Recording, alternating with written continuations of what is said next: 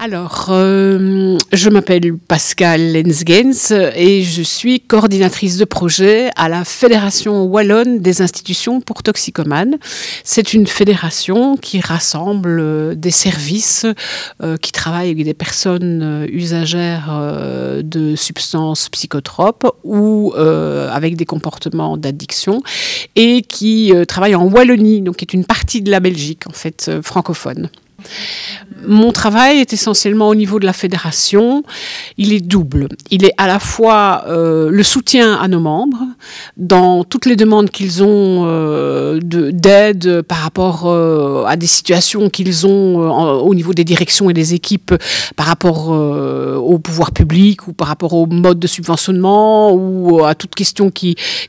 sont importantes. Donc on est un organisme de soutien par rapport à ses membres, mais on est aussi un organisme de représentation officiellement financé pour cela par la région wallonne. Donc on représente les services ambulatoires spécialisés en assuétude de Wallonie dans toutes leurs demandes, leurs besoins et dans l'évolution des pratiques qui se mettent en place pour essayer de faire évoluer au mieux les prises en charge et améliorer la qualité des prises en charge sur le territoire wallon.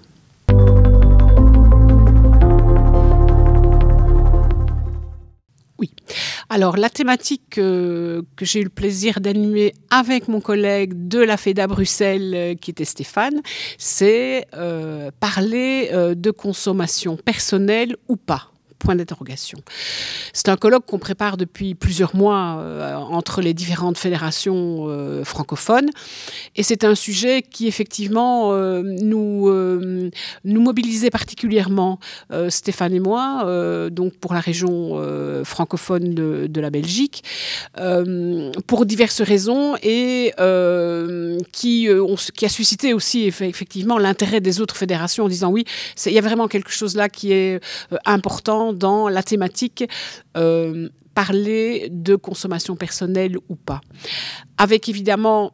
le ou pas en question pour ne pas entrer dans une confrontation simplement de positionnement, mais en se disant il serait vraiment intéressant, à l'heure où on est aujourd'hui dans le débat public, avec les difficultés que le décalage que nous rencontrons entre la réalité des problématiques sur le terrain en matière d'assuétude et d'addiction et les politiques mises en place, que ce soit les politiques de prévention, les politiques de réduction des risques ou les politiques d'accompagnement et de soins, de se dire comment peut-on faire évoluer, changer, modifier un système de représentation qui reste figé au niveau des politiques et au niveau des médias en général, dans un cadre qui ne permet que l'expression de la répression ou en tout cas de la pénalisation ou sous un angle qui est quasiment monopolistique et qui ne correspond pas nécessairement à ce que nous pensons qu'il devrait se passer sur le terrain des drogues dans les différents pays, que ce soit la Belgique, la Suisse, le Luxembourg, voilà, et ou la France. Donc, on part du postulat que si on arrête de stigmatiser les consommateurs de drogues illégales que l'on voit généralement et que l'on rend visible, c'est-à-dire des gens qui sont en situation de grande pauvreté ou en difficulté ou qui sont sans abri, ça donne une image très caricaturale des consommations et qu'à côté de ça, il y a une grande part de consommations qui ne sont pas problématiques et qui ne sont pas visibles et qui sont peut-être vous, peut-être moi, peut-être un tel professionnel, tel autre, et que de ces consommations-là, on ne parle pas. Et le fait de ne pas en parler, c'est pas juste pour le plaisir d'en parler, c'est que ça occulte une partie en tout cas de la réalité réalité et ça occulte une partie du débat sur la question de comment fait-on pour faire en sorte que les politiques drogue, qu'elles soient préventives, réduction des risques, soins, soient cohérentes avec, au fond, la réalité qui n'est pas celle qui n'est que visible par un prisme de la stigmatisation, mais celle qui est invisible et qui concerne bien plus de monde encore que celle que l'on voit. Donc voilà pourquoi pour nous c'était important d'aborder cette question qui n'est pas facile, qui n'est pas facile notamment quand elle se pose au niveau des professionnels de soins, qui pose des questions d'éthique, qui pose des questions de risque, qui peut cristalliser les débats en disant on est dans la provocation. L'idée n'est pas là. L'idée est vraiment d'ouvrir les portes pour élargir l'expression sur les consommations de drogues illégales, de manière à ce qu'on ne soit pas focus sur une seule vision et qu'on puisse alors élaborer peut-être ensemble des politiques décloisonnées et qui correspondraient mieux sans doute à quelque chose qui tend vers le bien-être commun. Voilà, c'était pour ça que pour nous c'était important. Et alors la manière dont la table ronde s'est déroulée, je trouve, en tout cas moi m'a très touchée parce que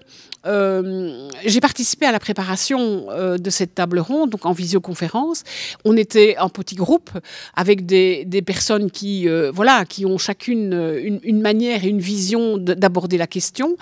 Et on a senti déjà une évolution entre les visios de préparation et la séance plénière d'aujourd'hui, dans la manière dont chacun a amené ce qu'ils appellent parler de leur consommation, de leurs usages en tant que professionnels. On a senti quelque chose qui était différent de la première rencontre en visio, mais surtout des positions parfois très humbles, très humaines, très questionnantes, très interrogatives, sans de position vraiment uniquement dans l'affirmation certaine. Donc voilà, je trouvais que c'était vraiment très, très intéressant.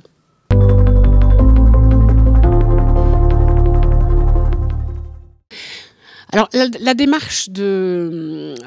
Prospective Jeunesse, qui est l'association dont Edgar était porteur à ce moment-là, au moment de la publication de cette carte blanche, où un certain nombre de personnalités sont invitées et disent avoir consommé des drogues illégales,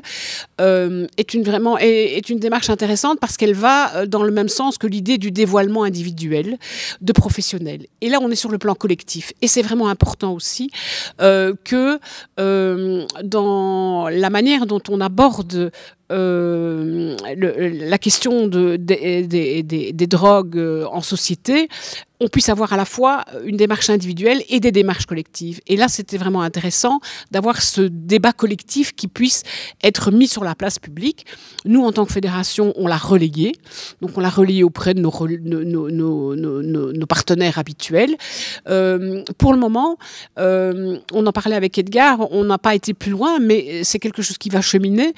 Cette démarche, elle a été faite en plein débat de période électorale. Donc, ça avait son avantage et son désavantage.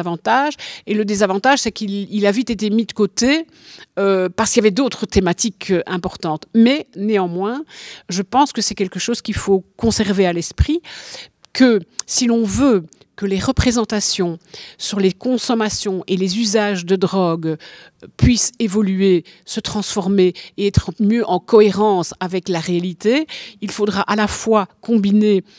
le travail sur l'individuel et donc notamment la parole individuelle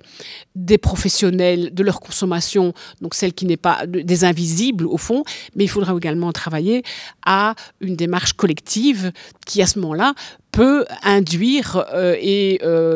avoir des impulsions sur les politiques en général, que ce soit les politiques de drogue, les politiques de cohésion sociale ou les politiques de santé.